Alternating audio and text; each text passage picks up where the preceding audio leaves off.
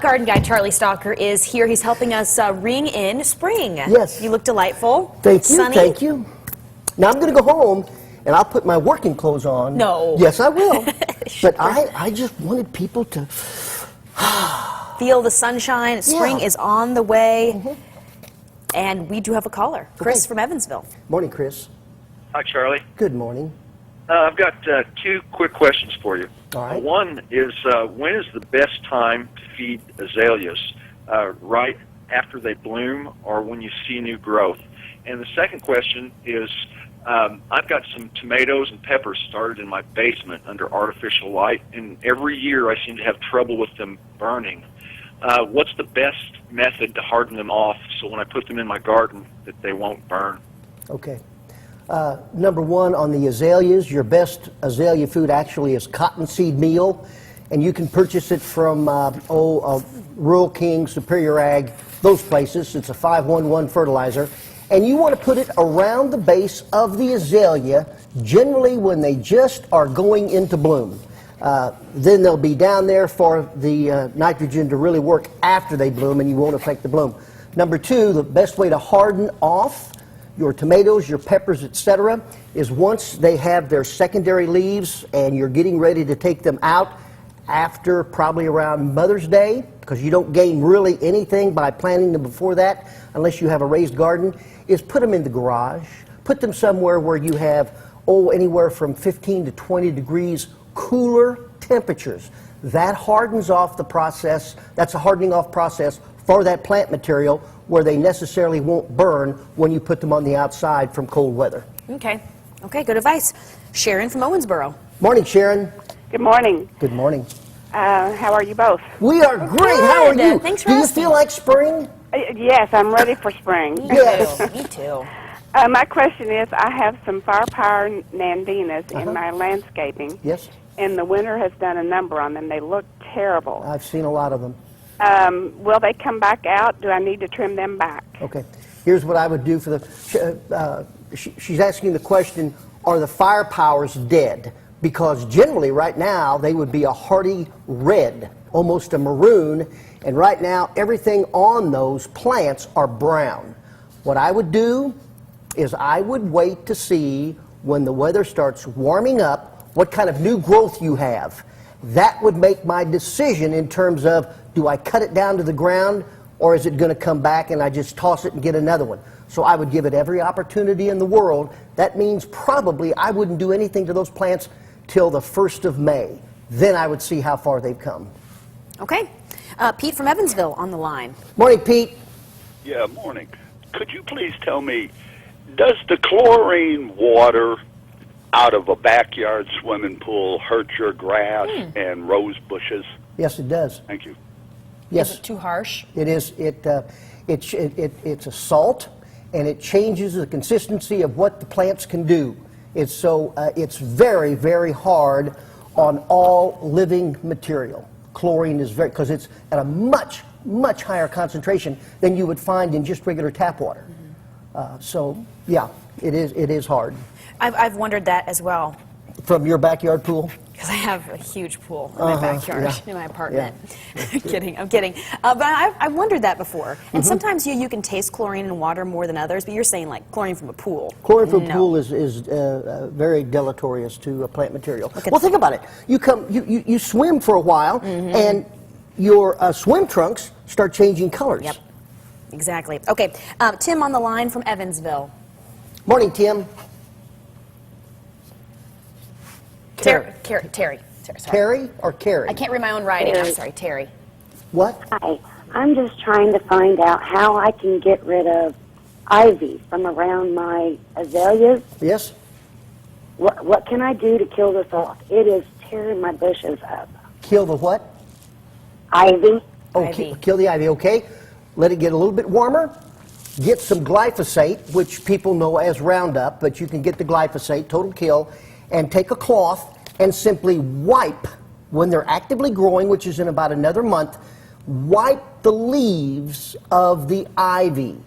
That glyphosate, the active ingredient in Roundup, will translocate down into the roots of the plant, and it will kill the ivy but have no effect on the azaleas. Now you want to make sure you don't get any on the azalea leaf. Just wipe it in a few places on the English ivy and you will kill that ivy. You'll get rid of it forever. Okay, we're going to take a quick break. We're back with Charlie after this.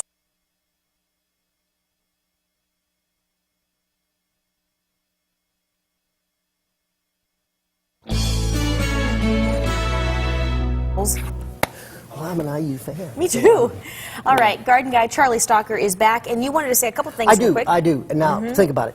You've got some, you were telling me you have some leftover corn seeds, you have some leftover beans. I do. Any leftover seeds, and you're thinking, hey, I'm going to save myself some money, and I'm just going to plant these in my garden. But wait a minute.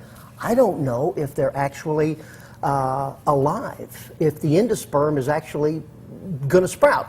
Easiest way to tell, get a shallow pan of water. Put the seeds in the water, just kind of drop them on top.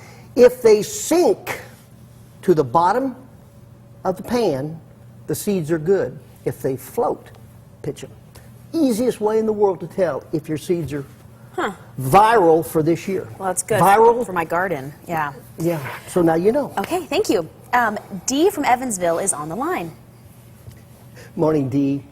Hi, hon. I don't know nothing about plants, but I live in an apartment. Yeah. Me too. I always wanted to learn how to it's have fun. tomatoes, and what I know about them tomato plants that you turn up that are upside down hangers. Is that even a plan, or give me some information how I could grow some plants, tomato plants upside down?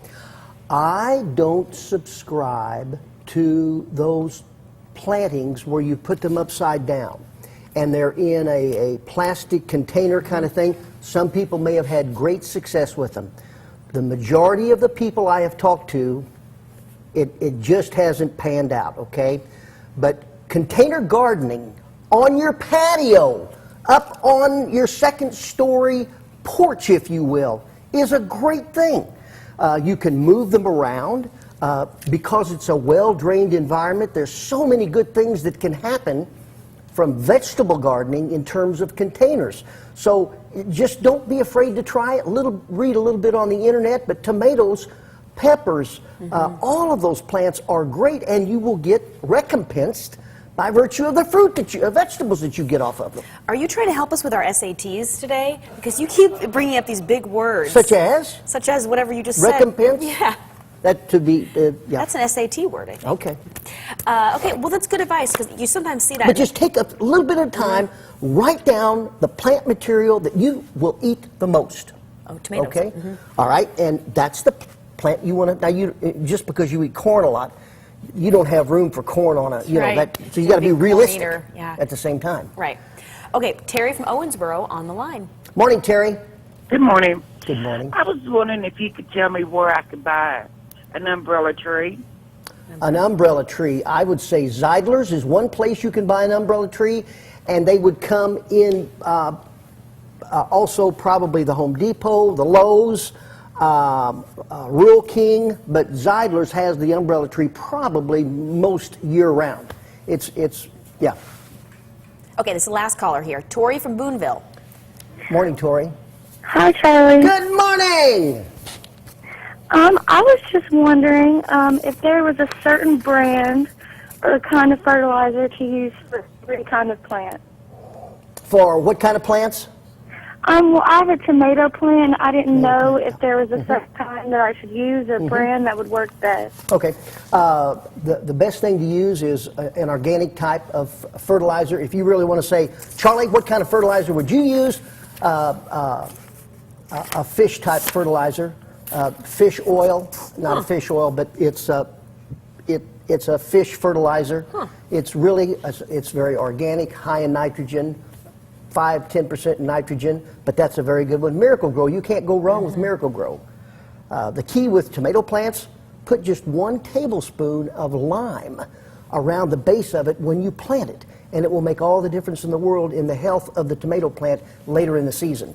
1 tablespoon of lime. That's okay. And after the break, we do, someone wrote us in with a question, so we'll talk to Charlie after the break. Okay. We've got morning headlines up next. You're watching Local 7 Lifestyles on WTBW.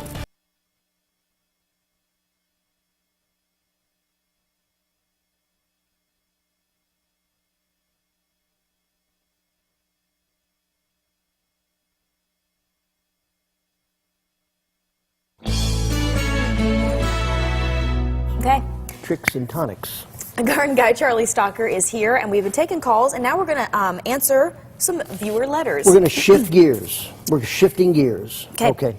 Chris Boris says that his garden is approximately 10 by 20 feet. Okay. How much horse manure should I use? Uh-huh. And when do I incorporate the manure into the soil? Okay.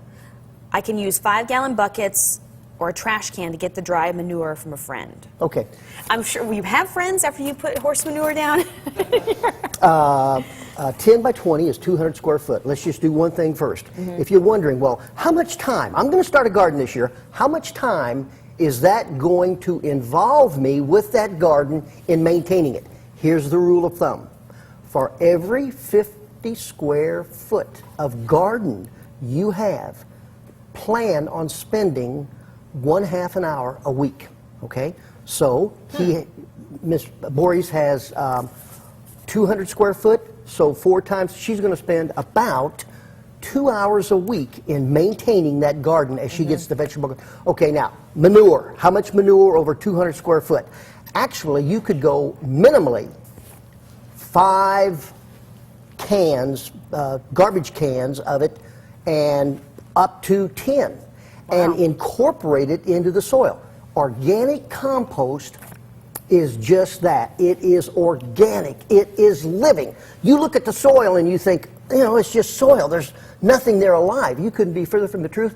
There are billions upon billions of microorganisms in that soil, in the organic portion of it, that make everything work. It makes everything work. So the more composting you can do, the more organic material like the horse manure, the chicken manure, all of that you can bring in, the better off you are. Stay away from dog waste and cat waste. They're too close to humans and they can create some problems. But all the rest of it is great.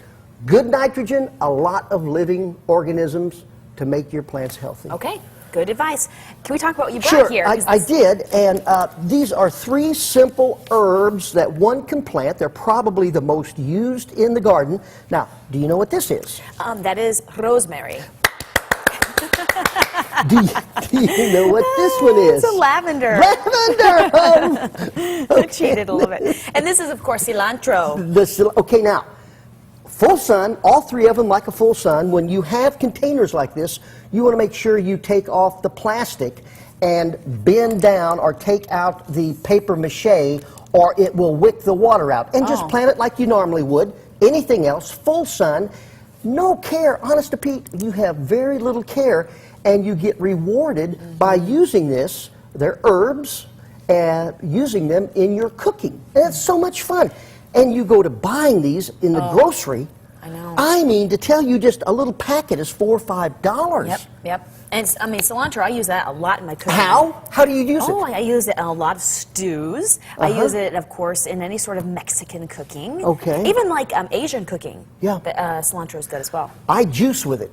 I take cilantro and I do kale, and then I'll do a banana and a pear, an orange, an apple, and I juice every morning, but I use cilantro. For a little flavor. Yes, it really Kick gives a up. good flavor. Interesting. Okay. Last thing. Okay. May I say the last Go thing? on. How do you know if it's time for you to get into your garden? So many people are so anxious. Take a shovel, put it down in the ground, and then pull it out.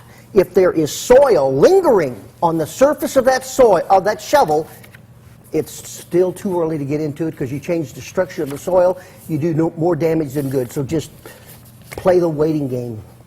Okay. Well, good advice on this Friday. Good to see you. Yes. It's getting warmer. Happy spring. Happy spring. Happy spring. Let's check out what's going on in the